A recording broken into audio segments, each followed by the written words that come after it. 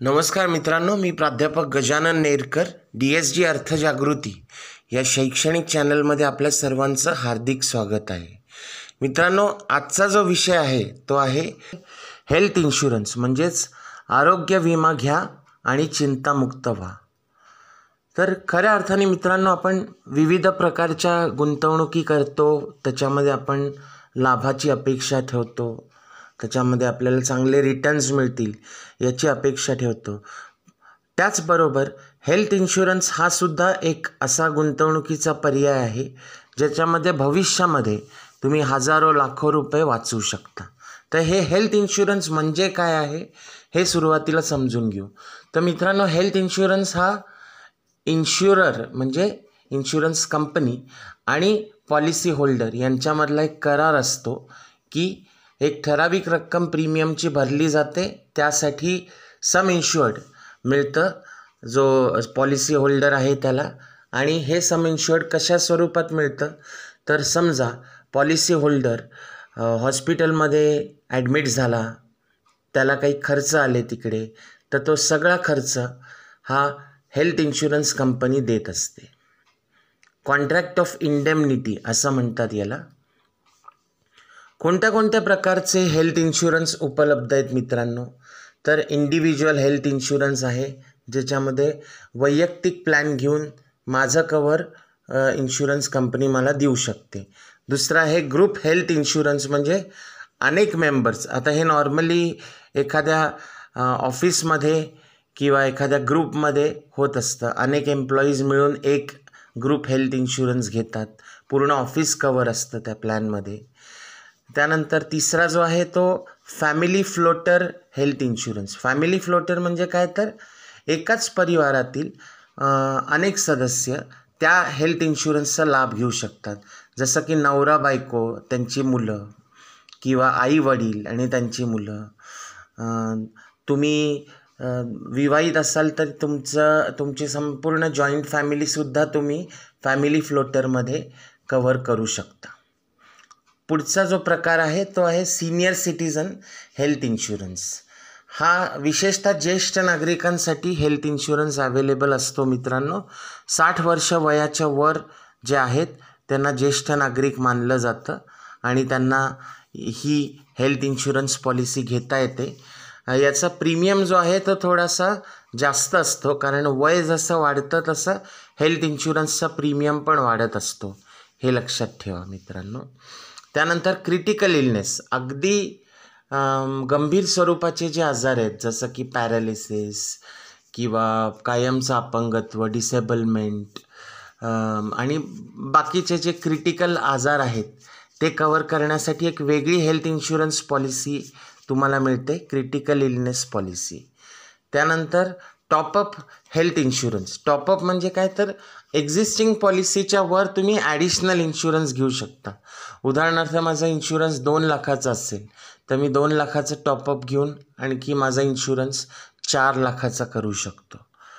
Maternity health insurance, महिलांना गरोदरपणामध्ये जे बाळाची डिलिव्हरी होते त्यासाठी मिळणारा हेल्थ इन्शुरन्स म्हणजे मॅटर्निटी हेल्थ इन्शुरन्स. याच्यामध्ये तुम्ही प्री हॉस्पिटलायझेशन, पोस्ट हॉस्पिटलायझेशन हे सुद्धा कवर होत असतं. बाळाच्या जन्मासाठी येणारा जो खर्च आहे तो मॅटर्निटी हेल्थ इन्शुरन्स देतो. त्यानंतर डिझीज स्पेसिफिक हेल्थ कवर, म्हणजे तुमच्या रोगाच्या स्पेसिफिक असं हेल्थ कवर मिळतं. आता समजा किडनी फेल्युअर हा रोग झाला, कोणाला किडनीचा त्रास असेल तर डायलिसिस करा लागतो. डायलिसिससाठी हजारो लाखो रुपयांचा खर्च येतो. कोणाला ब्लड कॅन्सर झाला तर ब्लड सारखं बदलावं लागतं, रक्त सारखं शरीरात नवीन रक्त टाकावं लागतं, तर त्यासाठी पण मोठा खर्च असतो. कोणाला पॅरालिसिस झाला, कोणाला आणखी कुठले वेगवेगळे आजार आहेत त्यांच्यासाठी हेल्थ कवर देणारी पॉलिसी आहे. आणि शेवटी डेली हॉस्पिटल कॅश कवर.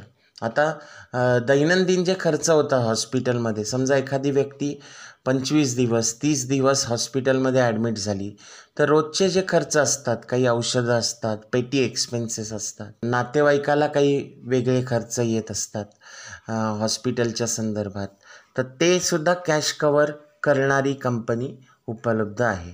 तर हे झाले हेल्थ इन्शुरन्सचे प्रकार मित्रांनो.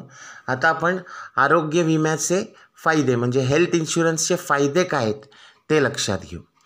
पहिली गोष्ट, याच्यामध्ये संपूर्ण फॅमिलीचं कवर मिळतं. फॅमिली फ्लोटर प्लॅनमध्ये आपण म्हटलं की नवरा बायको, मुलं, नवरा बायको किंवा त्यांचे आईवडील, घरातले कुटुंबातले इतर सदस्य, ब्लड रिलेटेड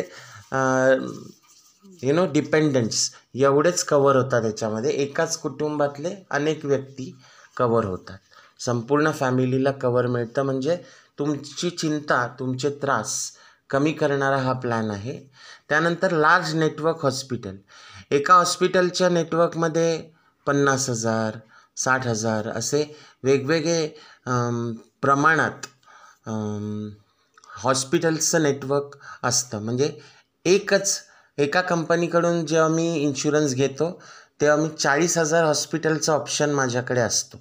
या 40,000पैकी कोणत्याही हॉस्पिटलला मी ॲडमिट होऊ शकतो आणि माझा पूर्ण खर्च इन्शुरन्स कंपनी देऊ शकते. याला लार्ज नेटवर्क हॉस्पिटल म्हणतात. सर्वोत्तम हॉस्पिटलमध्ये तुम्हाला उपचार मिळतो. मित्रांनो, बऱ्याचदा आपण महागड्या हॉस्पिटलमध्ये जात नाही. तिथे चांगला उपचार मिळत असतो पण आपण जात नाही कारण खिशाला ते परवडत नसतं. पण जेव्हा तुमचा हेल्थ इन्शुरन्स असतो तेव्हा तुम्ही कोणताही विचार न करता चांगल्यात चांगल्या सर्वोत्तम हॉस्पिटलमध्ये उपचार घेऊ शकता. त्यानंतर ॲडमिट झाल्यावर पैशांची चिंता करण्याची गरज नसते. आता मित्रांनो, 99% प्लॅन्स हे कॅशलेस असतात. म्हणजे कोणताही खर्च खिशातून करण्याची गरज नसते. तुमचे पॉलिसी आहे हे फक्त हॉस्पिटलला इन्फॉर्म करायचं असतं आणि संपूर्ण खर्च हा कॅशलेस होत असतो. म्हणजे इन्शुरन्स कंपनीकडून येणार असतो त्या कंपनीला किंवा हॉस्पिटलला. त्यानंतर मानसिक शांतता हे फार महत्त्वाचं आहे मित्रांनो. एका बाजूला आपण आजाराशी लढत असतो आणि दुसऱ्या बाजूला त्या आजाराचा खर्च कसा करायचा यासाठी आपल्याला वेगळा ताणतणाव, चिंता आपल्या मनात असते. ती मानसिक शांतता आपल्याला हेल्थ इन्शुरन्स देते. आपण निवांतपणे, शांतपणे आपण उपचार घेऊ शकतो. त्यानंतर कॅशलेस उपचार हे फार महत्त्वाचं आहे मित्रांनो. अचानक एखाद्या हॉस्पिटलमध्ये जेव्हा ॲडमिट करण्याची वेळ येते तेव्हा ते हॉस्पिटल म्हणतं 50,000 रुपये, 1,00,000 रुपये, 2,00,000 रुपये एवढा डिपॉझिट करा. तर सर्वसामान्य माणसाकडे काही लगेच एवढी कॅश उपलब्ध नसते. तर हेल्थ इन्शुरन्स घेतला आपण तर आपल्याला कॅशलेस उपचार मिळतात. म्हणजे कोणती डिपॉझिट करण्याची गरज नाही. त्यानंतर ॲडमिट होण्याआधीचा खर्च मिळतो. मी जसं सांगितलं, प्री हॉस्पिटलायझेशन एक्सपेन्सेस. आपल्याला OPDमध्ये डॉक्टरचा खर्च असतो. त्यानंतर औषधांचा खर्च असतो. एखादी टेस्ट करायला सांगितली त्या टेस्टचा खर्चसुद्धा या पॉलिसीमध्ये कवर होतो. आणि पोस्ट हॉस्पिटलायझेशन एक्सपेन्सेस म्हणजे डिस्चार्ज झाल्यानंतरचा खर्च जो असतो, जसं की फॉलोअपसाठी यावं लागतं, पुन्हा मेडिकल टेस्ट कराव्या लागतात, औषधं घ्यावी लागतात, अशा गोष्टींना झालेला खर्च जो आहे तो सुद्धा कवर होतो. नो क्लेम बोनस मिळतो मित्रांनो. म्हणजे काय, तर एखादी पॉलिसी घेतली आणि समजा 2 लाखाचं कवर असेल आणि ते 2 लाखाचं कवर यापैकी कुठलंच हॉस्पिटलायझेशन तुम्ही क्लेम केलं नाही, वर्षभरात तुम्ही ॲडमिट झाला नाहीत, तर तुम्हाला नो क्लेम बोनस मिळतो. म्हणजे 10% सम ॲश्युअर्ड तुमचं दरवर्षी वाढतं. पुढच्या वर्षी माझं सम ॲश्युअर्ड 2,20,000 असू शकतं. त्यानंतर टॅक्स बेनिफिट हा सर्वात महत्त्वाचा मुद्दा आहे मित्रांनो. आजच्या काळामध्ये जर तुम्हाला टॅक्स वाचवायचा असेल तर हेल्थ इन्शुरन्सला भरलेला प्रीमियम हा तुमचा ॲडमिसिबल एक्सपेंडिचर मानला जातो. तुमचं ओव्हरऑल टॅक्सेबल इन्कम जे आहे ते याच्याने कमी होत असतं. असे वेगवेगळे आरोग्य विम्याचे फायदे आपण या व्हिडिओमधून पाहिले मित्रांनो. आपण DSD अर्थजागृतीच्या माध्यमातून आणखी एका नवीन शैक्षणिक व्हिडिओमध्ये पुन्हा भेटणार आहोत. आमचा चॅनल लाईक करा, शेअर करा, सबस्क्राईब करा. काही प्रश्न असतील तर कॉमेंट्समध्ये नक्की विचारा मित्रांनो. तोपर्यंत धन्यवाद आणि नमस्कार.